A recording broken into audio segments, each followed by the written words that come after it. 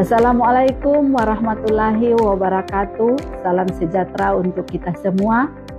Perkenalkan, saya Fitriani Arbi, dosen tetap pada program studi Sarjana Terapan Gizi dan Dietetika Poltekkes Kemenkes Gorontalo. Dalam video ini saya akan memaparkan peran dan kontribusi saya dalam kegiatan pengajaran sebagai bagian dari proses sertifikasi dosen PDD UKT PT 2025. Sebagai pendidik, saya meyakini bahwa pengajaran bukan hanya menyampaikan materi, tetapi juga membentuk karakter dan pola pikir mahasiswa. Pada kesempatan kali ini, saya akan menjelaskan terkait mata kuliah gizi kuliner. Mata kuliah ini terdiri dari 1 SKS teori dan 2 SKS praktek. Capaian pembelajaran lulusan mata kuliah gizi kuliner, pengetahuan pertama, menguasai konsep teoritis, prinsip pangan gizi dan kesehatan dalam pelayanan pangan gizi dengan memanfaatkan iptek secara tepat. Pengetahuan kedua, menguasai konsep teoritis, prinsip pengembangan produk dalam pelayanan gizi institusi. CPL, sikap yang pertama, bertakwa kepada Tuhan Yang Maha Esa dan mampu menunjukkan sikap religius. Sikap yang kedua, menjunjung tinggi nilai kemanusiaan dalam menjalankan tugas berdasarkan agama, moral, dan etika. Sikap ketiga, berkontribusi dalam meningkatkan mutu kehidupan bermasyarakat, berbangsa, bernegara, dan kemampuan peradaban berdasarkan Pancasila. Sikap ke-10, menginternalisasi semangat kemandirian, kejuangan, dan kewirausahaan. Capaian pembelajaran keterampilan umum, yang pertama, mampu menerapkan pemikiran logis, kritis, sistematis, dan inovatif dalam konteks pengembangan atau implementasi ilmu pengetahuan dan teknologi yang memperhatikan dan menerapkan nilai humaniora yang sesuai dengan bidang keahliannya. Keterampilan yang kedua, mampu menunjukkan kinerja mandiri, bermutu, dan terukur. Capaian pembelajaran khusus yang pertama, menguasai konsep teoritis, prinsip pangan gizi, dan kesehatan dalam pelayanan pangan gizi dengan memanfaatkan iptek secara tepat. Keterampilan khusus ketujuh, mampu merencanakan dan melakukan pengembangan produk dalam pelayanan gizi institusi. Pada mata kuliah ini, mahasiswa belajar tentang konsep dasar gizi kuliner, teknik pengolahan makanan, peralatan kulinari, gizi kulinari, bermacam-macam makanan utama berupa daging, unggas, ikan, dan seafood. Pengolahan berbagai snack dan minuman, makanan untuk acara khusus, pesta, dharma wisata, dan selamatan. Gizi kulinari untuk makanan pembuka dingin, panas, dan penyela. Penyajian dessert yang panas, dingin, dan netral. Persiapan pengolahan dan penyajian makanan kontinental, tata cara makan secara internasional atau table manner, gizi kuliner makanan oriental dan Asia Tenggara. Adapun komponen penilaian dalam mata kuliah ini yaitu penugasan, observasi sikap dan keterampilan selama praktikum, ujian tengah semester, dan ujian akhir semester. Metode yang digunakan selama pengajaran yaitu contextual learning. Selanjutnya, mari kita lanjutkan ke video pembelajaran langsung di kelas. Selamat menyaksikan.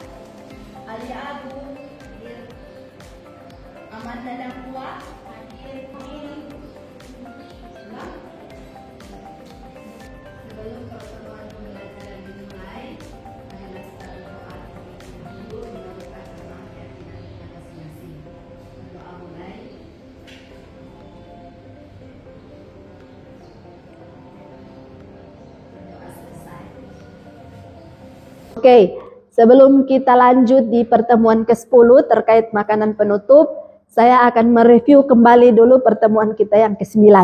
Pertemuan kita yang ke-9 itu terkait apa? Makanan pembuka. Jadi sebelumnya kita telah belajar terkait dengan makanan pembuka. Ada yang tahu makanan pembuka itu seperti apa? Adalah makanan yang dibuat dalam proses memiliki rasa asam, pedas atau asin. Kemudian disajikan dengan penampilan yang menarik. Oke. Jadi ingat, makanan pembuka itu adalah makanan yang mempunyai rasa asin, pedas, apa tadi lagi? Asam. Porsinya harus kecil. Tujuannya untuk apa? Rasanya yang gurih, segar, asam, untuk merangsang nafsu makan sebelum kita akan mencicipi hidangan utama atau main course. Jadi kita harus makan hidangan penutup dengan porsi yang sangat kecil. Itu ada maksudnya kenapa dia porsi harus kecil. Ya, karena biar tidak kenyang. Ya. Kalau terkait dengan macam-macam makanan pembuka,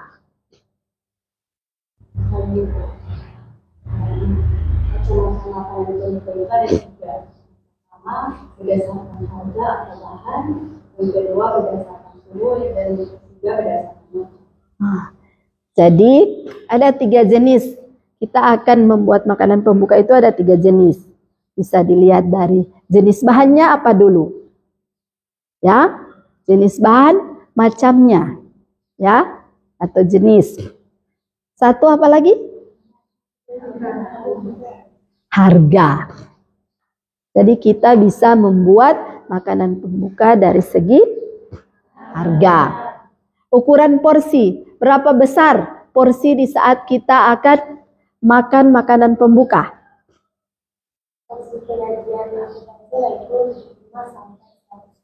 Ya, jadi ukurannya harus sekitar 75 sampai 100 gram. Kita lanjut di pertemuan ke-10 terkait makanan penutup.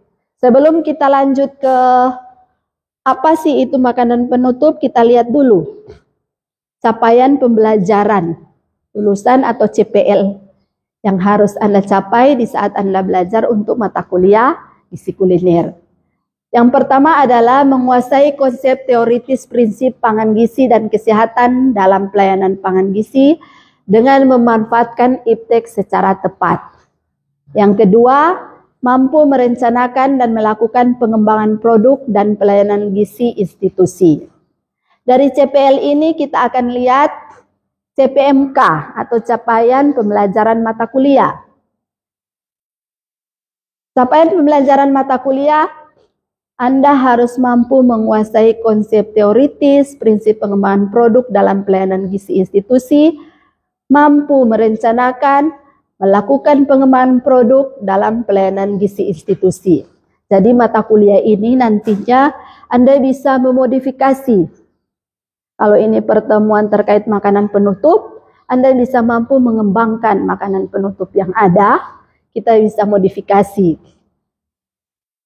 ke pengembangan yang lebih bagus lagi.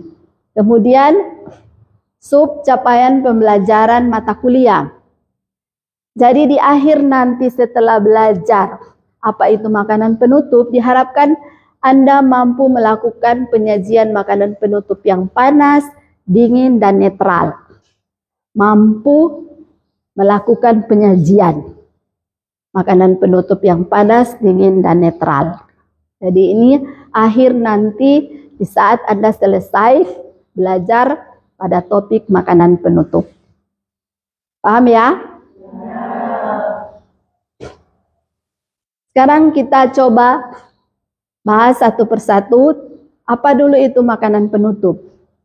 Kalau tadi makanan pembuka berarti disajikan di saat apa coba?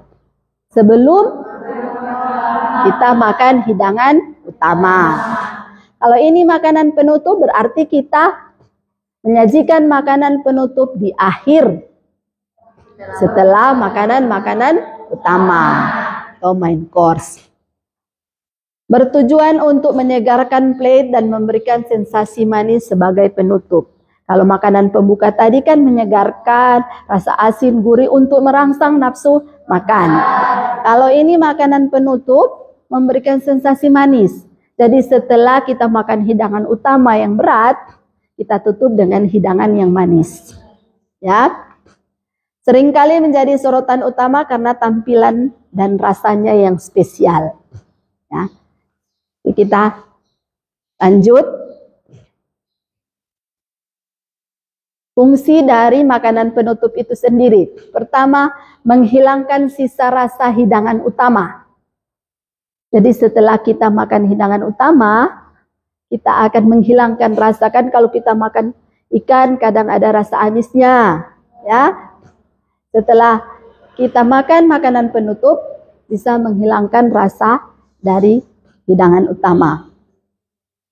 Kemudian memberikan kenikmatan, sensasi manis yang memuaskan dan menyenangkan. Orang kalau makan makanan manis, beda tuh makanan yang makan asin, gurih.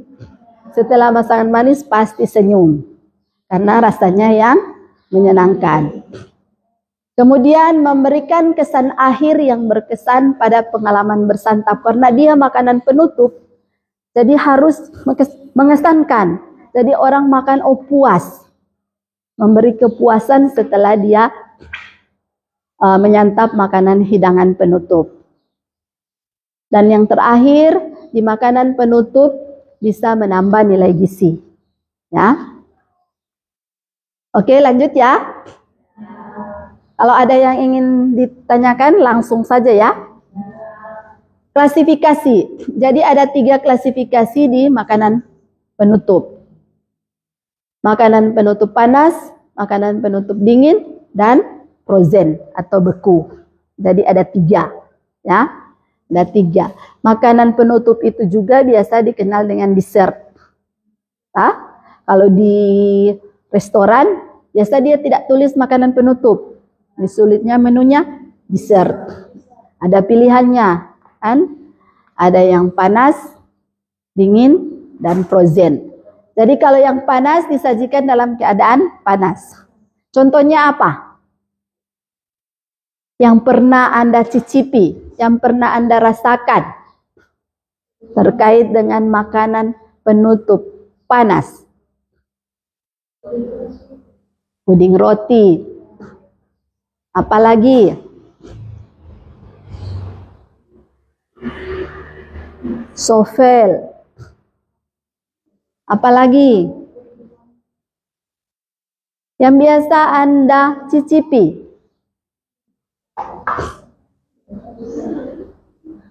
Ayo, jangan takut-takut. Kita belajar, sama-sama belajar. Makanan hidangan panas. Lava cake. Tadi, puding, roti. Oke, lanjut ya. Dessert dingin. Kalau dessert dingin pasti banyak. Ya, contohnya apa? Es krim. Apa lagi? Puding. Sekarang macam-macam puding.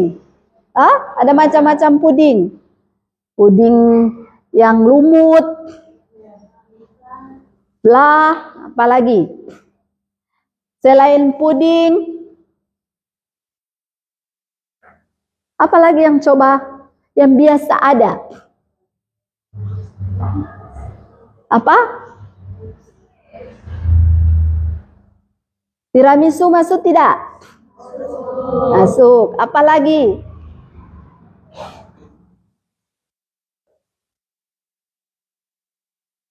Pankota. Ya? Pankota. Kemudian yang frozen dessert atau yang beku. Yang beku apa? Frozen, yogurt, sorbet. Pernah makan sorbet? Pernah? Anda sudah pernah makan, tapi namanya yang Anda tidak kenal. Jadi, dia dari buah yang dibekukan, ya. Oke, lanjut. Macam-macam hidangan penutup. Ada cake, ada puding, ada yang dari buah, ya. Cake dan pastry ini macam-macam. Ya. Coba berikan contoh terkait macam-macam makanan penutup dari jenis cake.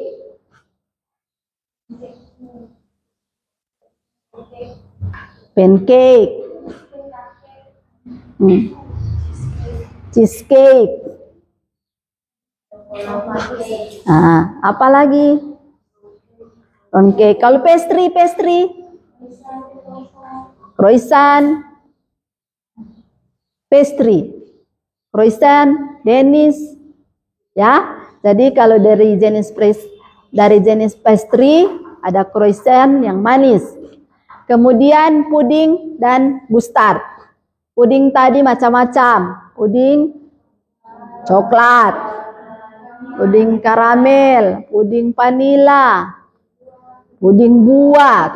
Jadi ada banyak macam. Kemudian dari jenis hidangan custard, ya. Kemudian dari buah.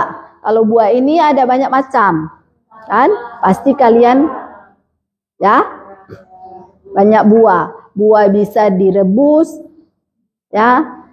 Dikasih bumbu rempah, biasanya ada yang disetup. Itu bisa jadi makanan penutup.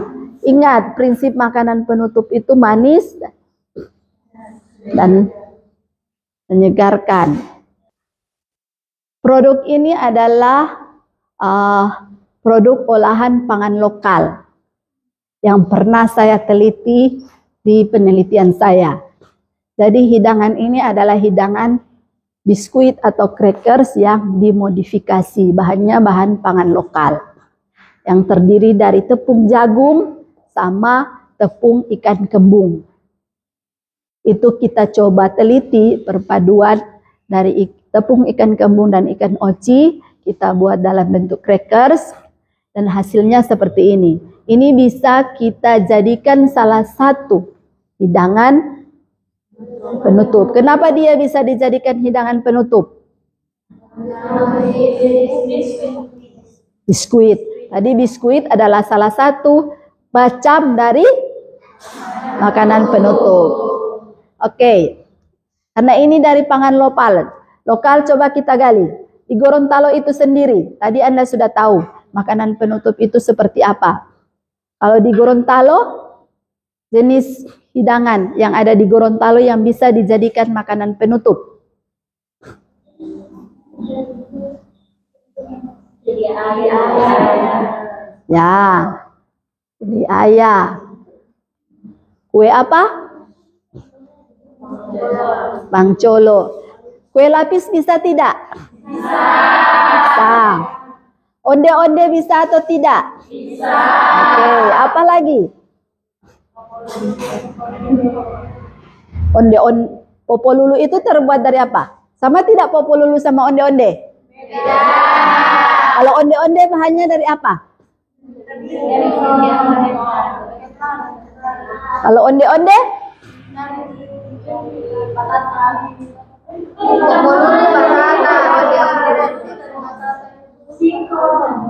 Kenapa onde-onde sama popolulu bisa dijadikan makanan penutup? Rasanya manis. Jadi ingat prinsipnya ya. Porsinya kecil, rasanya manis. Biar apa? Biar apa? Menghilangkan rasa dari makanan utama. Oke. Ada yang ingin ditanyakan sebelum kita lanjut di saus? Sebentar kita diskusi ya. Lanjut dulu. Saus. Saus adalah salah satu jenis hidangan yang bisa kita sajikan pada makanan penutup. Ada yang tahu jenis-jenis saus?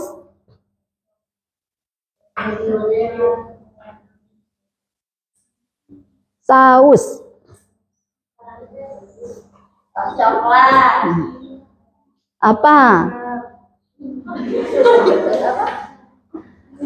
Saus yang bisa dihidangkan pada makanan penutup. Saus coklat, vanila, apalagi? Strawberry, apalagi? Matcha. Karamel gula merah bisa dikatakan saus? Bisa. Apalagi? Tiramisu. Jadi sekarang kita lihat. Saus bisa dihidangkan sebagai salah satu hidangan pada makanan penutup. Ya, saus ini berfungsi untuk menambah rasa, kelembaban dan daya tarik visual dari makanan penutup. Kita lihat kan, es krim. Penyajian es krim dikasih saus atasnya. Lebih menarik tidak yang dipakai saus dengan yang tidak pakai saus? Menarik. Ya. Kita lihat saus coklat. Saus coklat ini hampir cocok untuk semua dessert. Jadi mau taruh di kue, di pastry, di puding, es krim, ya semua cocok. Saus karamel. Manis sering dipadukan dengan apel atau es krim. Kalau saus karamel itu bahannya dari apa? Gula pasir. Oke, saus buah. Segar dan asam terbuat dari buah-buahan terutama beri dan mangga. Saus vanila creamy dan lembut. Pendamping dari puding dan souffle. Saus mint memberi kesegaran pada dessert coklat atau buah. Ya, kalau jenis hidangannya dessert dari coklat atau buah, lebih pas dengan memberikan saus yang rasanya mint. Ya, jadi ingat, komposisi saus ini kita juga harus perhatikan. Di hidangan penutup mana yang cocok dengan jenis-jenis saus ini saat kita akan menyajikan. Kita lihat, jadi sebuah penutup yang manis dan mengesankan. Hidangannya bukan hanya sekedar manis, tetapi akan memberikan pengalaman saat kita makan makanan dari pembuka, makanan utama, dan ditutup dengan makanan penutup yang sangat bagus. Jadi itu merupakan satu kesatuan. Ya, kita makan hidangan pembuka, main course penutup itu satu kesatuan integral. Jadi menyajikannya dari makanan pembuka, main course sampai penutup itu satu kesatuan jenis hidangan. Variasinya tidak terbatas. Jadi eksplor rasa dan teksturnya itu tadi. Lembut kalau dari jenis cake. Kalau yang beku lebih creamy. Ya. Ditambah lagi dengan pemilihan saus. Pemilihan saus, jadi di saat kita makan akan terasa sangat sempurna. Ya, contohnya ini. Ini dessertnya, makanan penutup cake. Dikasih saus, dikasih garnish. Jadi di saat kita akan mencicipi ini rasanya akan menyatu. Agak jarang kita melihat makanan penutup itu yang tidak punya garnish, yang tidak punya saus. Jadi pasti ada kombinasi. Terima kasih. Jadi untuk pertemuan makanan penutup saya rasa cukup. Ya. Setelah ini kita akan diskusi terkait topik tadi, ada beberapa.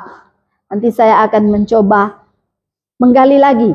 Apakah Anda sudah paham terkait dengan materi yang sudah saya berikan?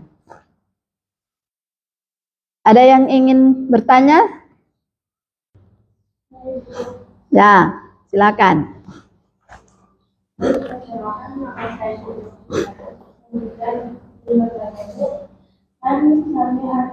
Indonesia itu kan kayak akan jajanan dan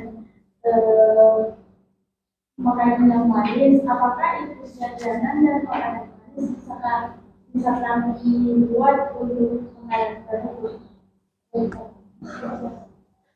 Ada yang bisa bantu saya? Coba, jajanan Indonesia bisa tidak dijadikan sebagai makanan penutup? Bisa. Karena apa?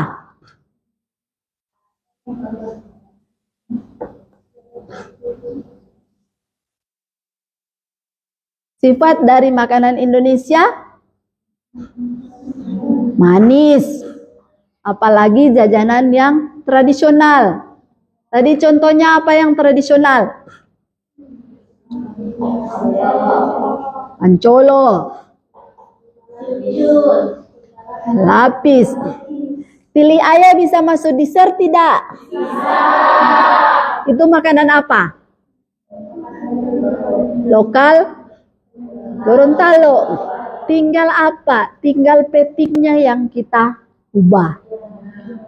Jadi makanan tradisional atau makanan lokal Gorontalo bisa kita jadikan dessert karena rata-rata makanan sejenis kue dessert di Gorontalo itu manis. Supaya bisa hasilnya penampilannya bagus, tinggal platingnya yang kita buat menarik. Penyajiannya kita buat menarik kayak tili ayam. Kalau sekarang tili ayam yang di Gorontalo penyajiannya hanya seperti apa?